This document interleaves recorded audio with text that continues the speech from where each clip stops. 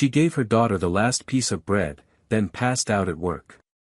Hours later, a billionaire CEO learned it was the woman he never stopped thinking about. Alexander Blake was used to control. He was a man who scheduled his days to the minute, who never arrived late, and who never noticed much beyond boardrooms, contracts, and private jets. But that afternoon, as he pulled up to the private school where his 6-year-old daughter Emma attended, something out of the ordinary pulled him out of his world of numbers and decisions. He had expected to see her waiting as always, neatly dressed, holding her pink backpack and smiling. Instead, she was sitting on the low stone ledge near the school's front gate, her legs swinging idly as she leaned toward another little girl who was crying quietly. The other girl was clearly not a student at this expensive school. Her clothes were simpler, worn but clean, a light blue dress that was slightly wrinkled, a yellow backpack that looked too big on her small frame. Her long brown hair framed her tear-streaked face as she wiped her eyes with the back of her hand. Emma sat beside her, not speaking, just offering her a red apple from her lunchbox. The act was so natural, so quiet and unassuming, that Alexander almost missed it. He got out of the car, leaving the door open behind him, and approached slowly, puzzled and concerned. As he neared, Emma looked up at him with her usual calm expression, as if what she was doing needed no explanation. "Daddy," she said, her voice soft but steady, her mommy didn't come to get her. "She's scared to go home alone." The other girl flinched when he got closer, but Emma gently reached out and touched her shoulder as if to say it was okay. Alexander crouched down, leveling himself with the two girls. "What's your name, sweetheart?" he asked, directing the question gently toward the stranger. The girl sniffled and hesitated. "Sophie," she said barely above a whisper. Alexander nodded, trying to mask the sudden tightness in his chest. There was something deeply unsettling about seeing a child so young, sitting alone, abandoned in a world that was clearly too big for her. He looked at Emma, then back at Sophie. "Do you know where your mom is?" Sophie bit her lip and glanced down at her shoes. "She got sick at work. Someone said she fainted. An ambulance came. I don't know where they took her." She wasn't crying anymore, just sitting there with that quiet, empty voice children sometimes use when they're trying to sound strong. Alexander didn't know what moved him more, Sophie's small voice or the way Emma instinctively wrapped an arm around her. He stood up slowly, pulled out his phone, and called his driver. In a clipped tone, he gave the man instructions to call nearby hospitals, asking for anyone named Laura King who had been admitted in the last few hours. Then he sat down on the ledge beside the girls. He didn't say much. He just waited with them, one hand resting gently on Emma's shoulder, the other typing names into search engines, listening to the city move around them while two small lives sat quietly, connected by an apple and unexpected compassion. The car ride to the hospital was unusually quiet. Sophie sat in the back seat between Emma and Alexander, clutching her worn yellow backpack tightly to her chest like a lifeline. Her small fingers were trembling, but she didn't cry. Emma, ever intuitive for her age, gently took Sophie's hand without saying a word. Alexander glanced at them through the rearview mirror, a strange heaviness sitting in his chest that he hadn't felt in years. It wasn't business stress. It wasn't irritation or pressure. It was something deeper, something personal and unfamiliar, like guilt and responsibility twisted together. Earlier, his driver had confirmed that a woman named Laura King had been admitted to Westbrook General Hospital, unconscious from what appeared to be dehydration and overwork. When he heard the name, something stirred in Alexander's memory, but he couldn't place it yet. The moment had been too quick, too far in the past. Now, as they pulled up to the entrance of the emergency department, he saw the sterile glass doors slide open and felt an odd sense of dread. Inside, the fluorescent lights buzzed faintly as the three of them approached the front desk. The receptionist barely looked up until Alexander said the name Laura King. The woman's expression changed almost immediately. "She's conscious now," she said, looking at Sophie with recognition. "You can go in, room 204, straight down the hall to the left." Sophie let go of Emma's hand and hesitated. Her eyes moved to Alexander, as if asking if she was allowed to go. He gave a small nod. Go ahead. We'll be right behind you. Sophie ran. It was the first time Alexander saw her move with anything like confidence, and it was startling. He followed more slowly with Emma beside him, unsure of what to expect. The door to room 204 was slightly ajar, and through it he saw a pale, fragile-looking woman sitting upright in bed, and 4 in her arm. Her hair was dark brown, tied in a loose bun, her eyes tired but alive. When Sophie entered, the woman's face lit up, not with energy, but with relief so deep it was almost painful to witness. She pulled her daughter into her arms and held her tightly, whispering, "I'm okay, baby. I'm here." Alexander stood silently in the doorway. For a moment, he didn't want to intrude. But then the woman looked up, and froze. Her eyes widened. A beat of recognition passed between them, and suddenly he remembered where he had seen her before.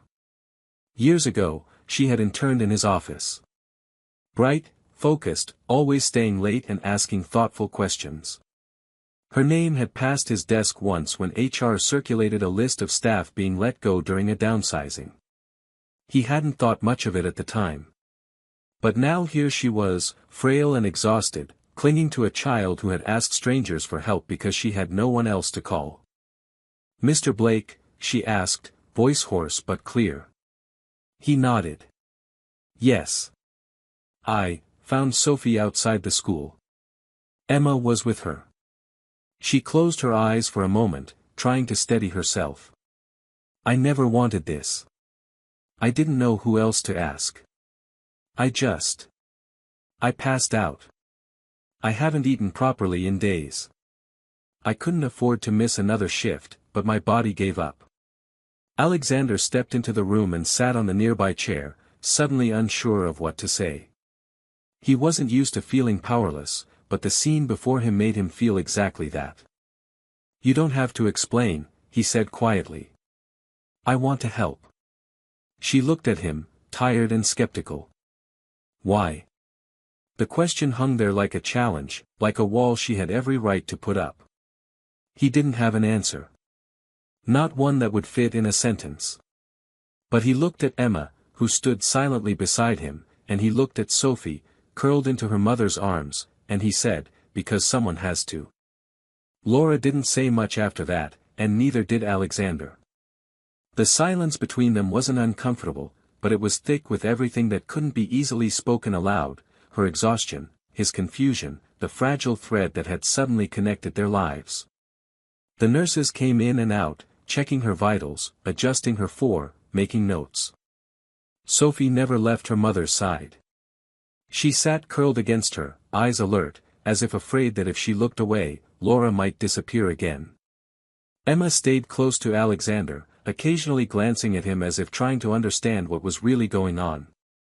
It wasn't until nearly an hour later, after a doctor confirmed that Laura would be discharged the next day, that Alexander finally stood and quietly asked if he could speak to her alone.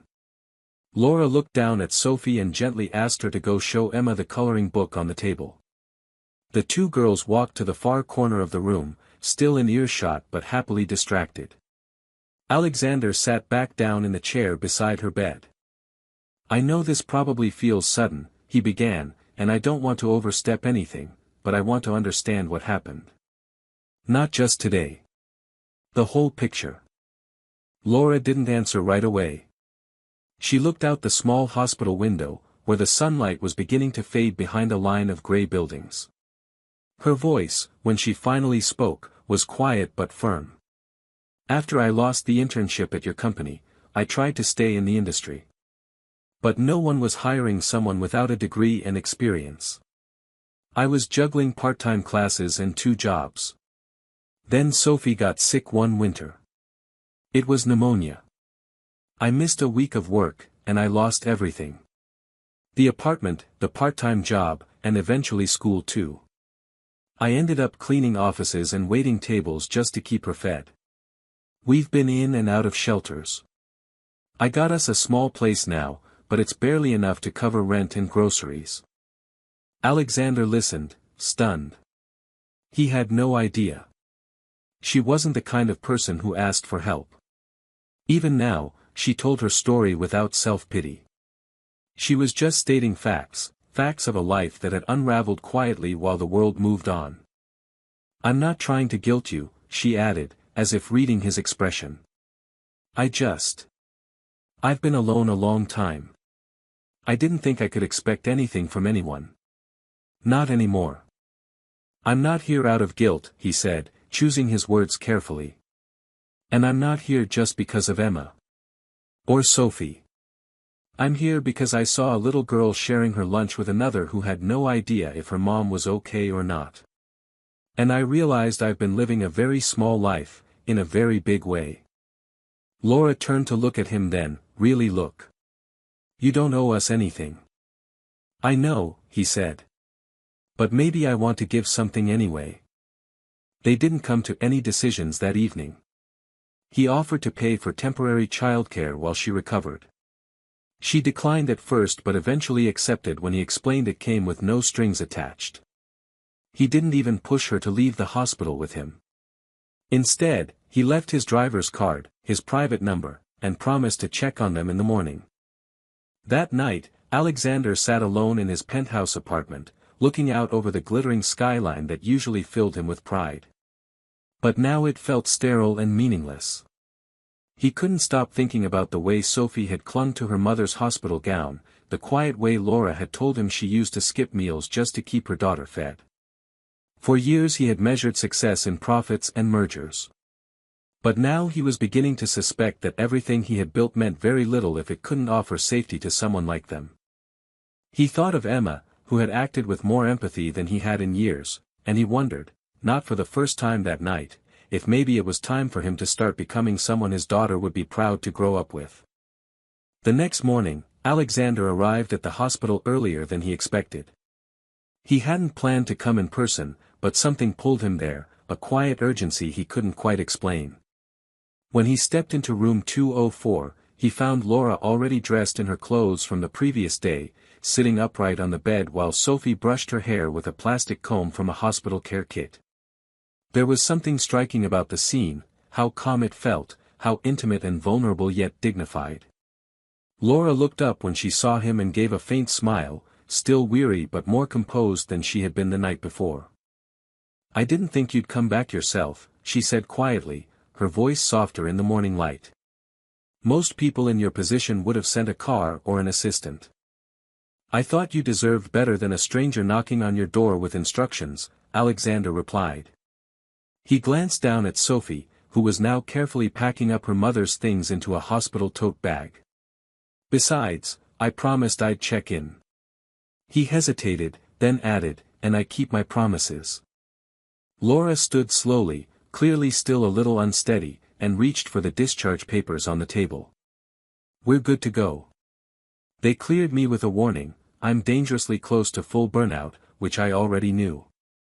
But at least I have a second chance to fix it." "Not alone," he said, and handed her a folder. Inside were several documents, arrangements for a temporary apartment closer to a good school, a schedule for medical checkups, a recommendation letter from him personally, and a prepaid account for groceries. Laura stared at it without touching it. "I don't want to owe you," she said after a moment. "You won't," Alexander said. "You're not a charity case. This is what people do when they care. And maybe I didn't do enough of that in my life before. But I can now." There was a long pause between them. Sophie looked up and gently placed her small hand into her mother's. "Mommy, can we go with him?" she asked innocently. Laura closed her eyes and nodded, more to herself than to anyone else. Alexander took them first to a quiet cafe near the hospital. It wasn't part of his original plan, but he thought maybe a warm breakfast would help make everything feel more human and less like a transaction. He ordered pancakes for the girls and tea for Laura, sitting across from them in a booth that suddenly felt like the center of his entire day. It wasn't glamorous, and it wasn't business. It was real. Laura slowly began to open up more. Over scrambled eggs and toast, she told him about the little apartment they had been living in, a studio with one bed and a small heater that broke every other week. She explained how hard it was to get stable work when she had to juggle school pickups and night shifts, and how often she went without meals so Sophie wouldn't have to. Alexander listened to every word, not with the mind of a CEO scanning for numbers or flaws, but as a man trying to learn what he had ignored for far too long. "I've made mistakes," he admitted quietly. "I've built a world that's designed to keep people like me safe from seeing this kind of struggle. Maybe I told myself that was smart. But I see now it's just lonely. And cowardly." Laura didn't respond immediately. She reached for her tea and stirred it slowly, watching the tiny whirlpool form inside the cup. "It's hard to trust," she said eventually. "You've lived in a different world. And even now, I keep waiting for the part where all this disappears." "It won't," Alexander said. "Not unless you ask me to disappear." They left the cafe together later that morning. He walked them to the new apartment, small, but warm, freshly cleaned and already stocked with a few essentials. Laura looked around, speechless, while Sophie ran from room to room, delighted by the simple fact that she had her own space. A real bed. A closet. A window with curtains. Alexander stood by the door, watching them, and felt something shift in his chest. It wasn't just about making amends or being kind. It was about the slow realization that these moments, this family he'd stumbled into, was something he wanted to be a part of, not just support from a distance. Before he left, he knelt down to speak to Sophie. "If you need anything," he said gently, "you call me, okay? Anytime." She nodded, serious and grateful in a way only children can be. And when he looked up at Laura, he saw that her eyes were no longer filled with doubt, but something far more complicated, something close to hope. Over the next few weeks, the rhythm of their lives began to change in subtle but undeniable ways. Laura started her part-time role at Alexander's foundation, a position he created not out of pity but because it was clear she had insight and strength that couldn't be learned in a boardroom. She wasn't just efficient, she was fiercely determined, and more than once, she pointed out blind spots in the foundation's community outreach programs that his top advisors had never even considered. Alexander noticed, and he listened. More importantly, he made sure she knew he was listening, which was something he hadn't done for anyone in a long time. Meanwhile, Sophie and Emma grew closer every day. They attended the same school, sat side by side in class, and became inseparable during recess. Their bond was not just built on friendship, but a quiet understanding of each other's worlds. Emma, raised with every advantage, began to see life from a new perspective through Sophie's eyes. And Sophie, once quiet and cautious, began to laugh more freely and speak with more confidence. At home, the two girls drew pictures together, made messy art projects that cluttered Laura's kitchen counters, and filled the apartment with a sense of childhood that had been missing for too long. Alexander visited often.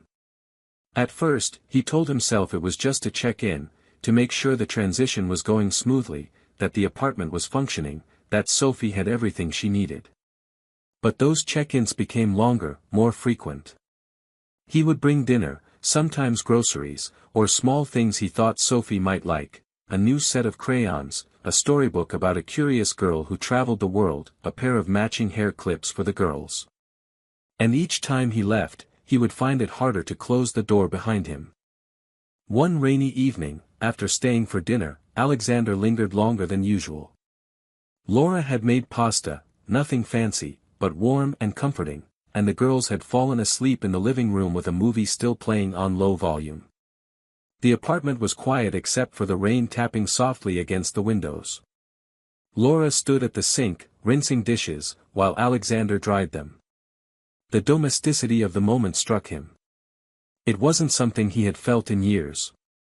He had homes in 4 cities, with views that people envied, but not once had he dried dishes with someone while children slept nearby and the world felt paused in a way that invited peace. He broke the silence gently. "You've built a beautiful life, Laura. Even with everything you've faced, you've raised an incredible daughter."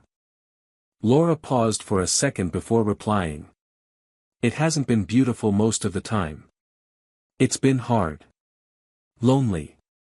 Some nights, I didn't know how I was going to feed her the next day. I've had to say no to things I didn't want to. I've hated myself for not being enough. But I never stopped trying. He nodded, deeply moved. I can see that. And I think Sophie sees it, too. She's proud of you. Anyone would be. She looked at him then, for a moment too long, and he knew something was shifting between them. The air felt heavier, not with tension, but with the possibility of something neither of them had allowed themselves to hope for. Yet Laura pulled back, emotionally if not physically, and turned away to wipe her hands. I'm afraid of this, Alexander, she admitted quietly. Of you. Of what this could turn into. I don't want Sophie to get hurt. I don't want to get hurt. He didn't move closer. He just stood there, honest. I'm afraid too. But I'm here anyway. I'm not going to disappear. And I don't expect anything from you that you're not ready to give. The quiet returned, but it wasn't uncomfortable. It was the kind of silence that holds unspoken truths, the kind that says maybe, just maybe, there is something real blooming in a place where no one expected it. Before leaving that night, Alexander gently covered the girls with a blanket, looked at Laura once more, and simply said, "Good night."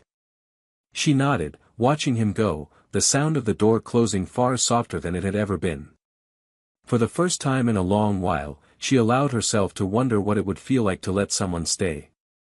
The following week unfolded like a slow, unexpected tide pulling both Laura and Alexander into something deeper than either of them had planned. The casual dinners turned into routine. Alexander began showing up not just in the evenings but sometimes in the middle of the day with coffee or takeout, or simply. It had been almost 2 months since that rainy evening when Alexander first allowed himself to feel something real again, something grounded not in success or power but in shared moments and quiet honesty. The visits continued, but no longer with the pretense of business. He came because he wanted to be there, because he missed the sound of Sophie's laughter when she told him about her school day, because Emma began to ask if Mr. Blake was coming over for dinner again, and because Laura, though still guarded, had stopped flinching when he offered to help wash the dishes or bring groceries by unannounced. One Saturday morning, Alexander suggested something unexpected, a day trip to the aquarium. It wasn't lavish or extravagant. He rented a modest van, packed snacks with Emma's help, and even brought along 2 extra umbrellas in case the weather turned. When they arrived, Sophie's eyes lit up in a way that made Laura smile so sincerely it stunned him. It wasn't just about the fish or the glowing jellyfish or the massive sea turtles gliding through the water. It was about being treated like a family. About not needing to worry about how much the tickets cost or whether there would be enough money left for lunch afterward. Laura watched Alexander all day. She saw how he knelt down to read exhibit signs with the girls, how he made sure to hold Sophie's hand if they were in a crowd, how he never once made her feel like she owed him anything. But the fear still lingered. She had built so many walls over the past years to protect her daughter, and herself. She wasn't sure if she knew how to let them down without risking everything. That evening, after the girls fell asleep in the back seat during the drive home, Laura spoke without looking at him. This isn't easy for me. Letting someone in. Trusting again. I've had to carry everything alone for so long, and now, there's you. And I don't know how to let myself want this. Alexander didn't answer right away. He focused on the road, the glow of the dashboard reflecting softly on his face. I don't want you to rush anything, he said finally. I'm not asking for answers today. I just want to be someone who shows up. Who stays. And if someday you want more than that, I'll be here. Back at the apartment, he helped carry the sleeping girls inside, carefully laying them in bed without waking them. Laura lingered at the doorway of Sophie's room, arms crossed, watching them breathe. She spoke again, her voice quieter this time. I don't know how long this peace will last.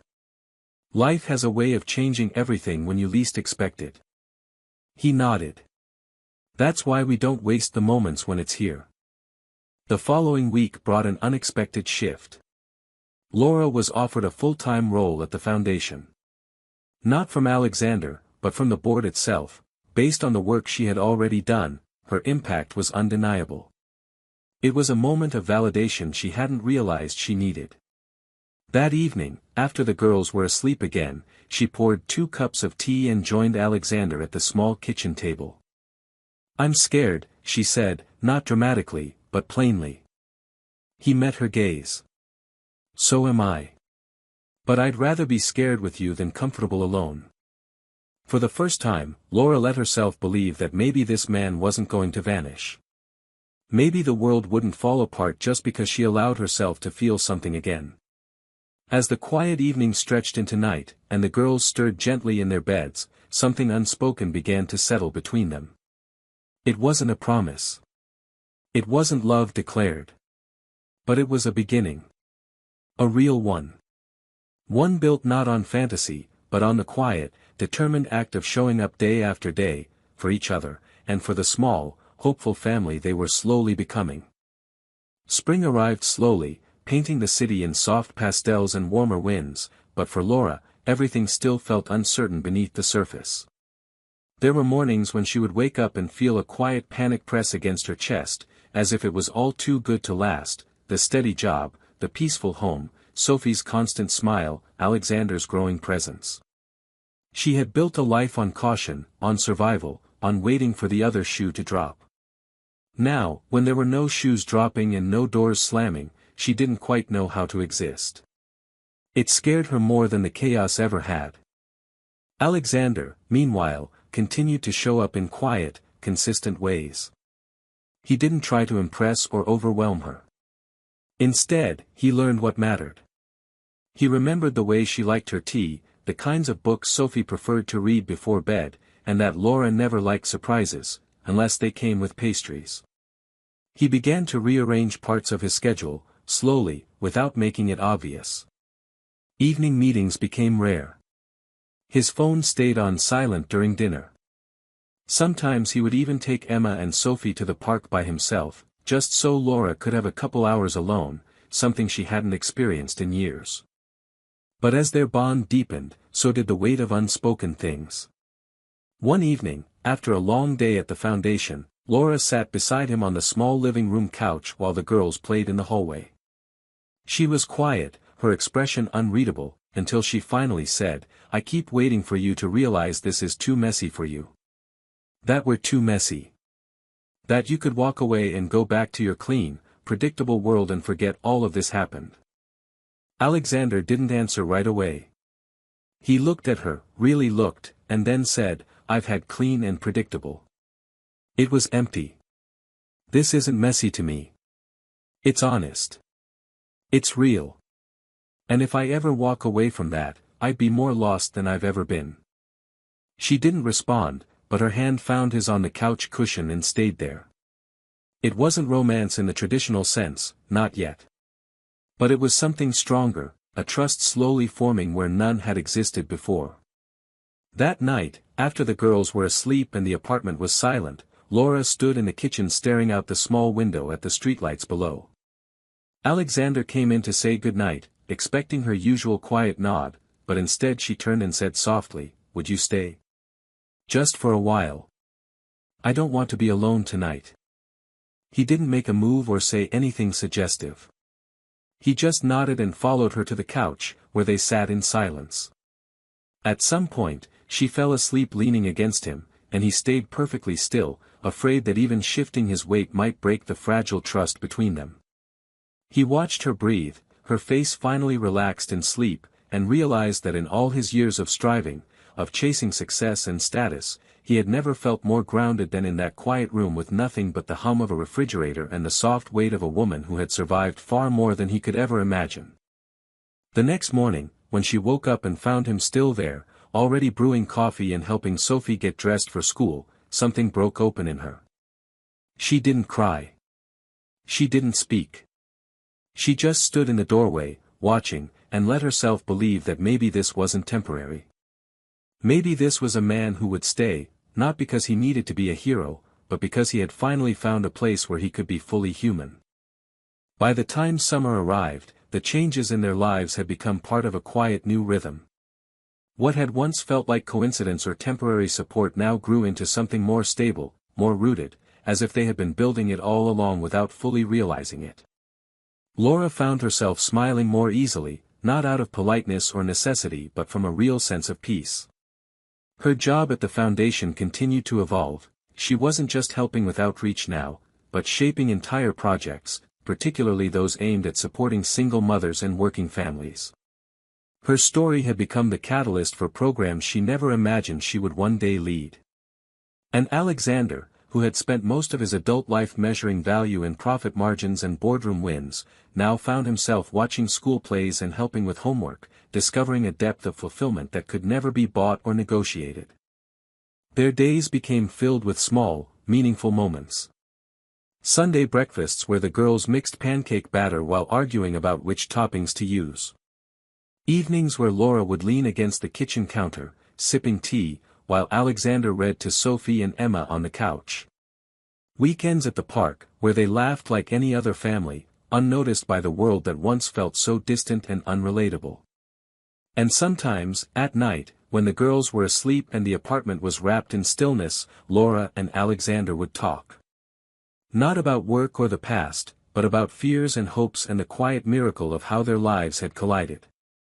Slowly, cautiously, their affection deepened. It wasn't flashy or dramatic, but it was solid, built on mutual respect, shared responsibility, and the simple choice to keep showing up for each other every day. But life, as always, had a way of testing what was real. One afternoon, Laura received a call from a lawyer she hadn't heard from in years. It was about Sophie's biological father, a man who had vanished before Sophie's birth and had never once attempted contact. Now, after all this time, he had filed a motion claiming parental rights. The news hit Laura like a punch to the chest. Not because she feared losing Sophie, she knew she would fight with everything she had, but because it brought back every doubt, every insecurity, every buried fear that she would never be enough. She told Alexander everything that night, pacing the living room while he sat calmly, letting her speak. He didn't interrupt. He didn't try to fix it immediately. He just listened, fully, and then stood, walked over to her, and said, "You are not alone. We're in this together." She collapsed into his arms, finally allowing herself to cry. It wasn't just about the legal threat, it was about the years of holding everything together with no one to catch her if she fell. With Alexander's help, she hired the best attorney in the city. Not out of wealth, but out of belief. He never treated it like a favor. He made it clear that Sophie was not just Laura's daughter anymore, she was part of all their lives. The court case took weeks. It was tense, emotional, exhausting. But when it was over, the judge ruled in Laura's favor. The man who had abandoned his responsibilities had no ground to stand on. Sophie was safe. The day they received the verdict, Laura didn't cry. She sat quietly in the courtyard outside the courthouse, with Sophie on her lap and Alexander's hand resting on her shoulder. She looked at the man beside her, who had once been a stranger, and saw the partner she never dared to hope for. Not a savior. Not a fantasy. But a man who had chosen her, chosen Sophie, and chosen the messy, beautiful life they were building, one morning, one meal, one laugh at a time. That night, after the girls had gone to bed, Laura and Alexander sat together on the balcony, watching the city lights flicker in the warm breeze. She leaned her head on his shoulder and whispered, "I used to think life had to be hard to be real. That if I let it get too easy, it would disappear. But I think maybe I was just too used to pain to recognize peace." He didn't reply right away. He just kissed the top of her head and held her closer. And in that silence, in that small apartment with its chipped paint and second-hand furniture, they found something worth more than anything either of them had ever owned: home. This story's ending carries a rare kind of emotional weight, the kind that doesn't rely on fantasy, but on deeply human growth. What makes it powerful is not that everything ends perfectly, but that every character earns their peace through resilience, humility, and connection. Laura's journey from survival mode to stability is profoundly moving because it's quiet and real. She doesn't become rescued, she's respected. And Alexander's transformation, from a man focused on success to one who learns the value of presence and empathy, shows that redemption doesn't have to be loud or dramatic, it can be steady, even gentle.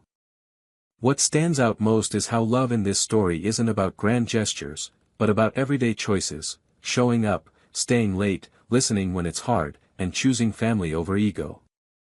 The ending is satisfying because it feels lived in. It's not a fairy tale, it's better. It's a story about second chances that feels earned. About people who break, bend, and rebuild. And for a world full of uncertainty, that's a kind of happy ending that truly resonates.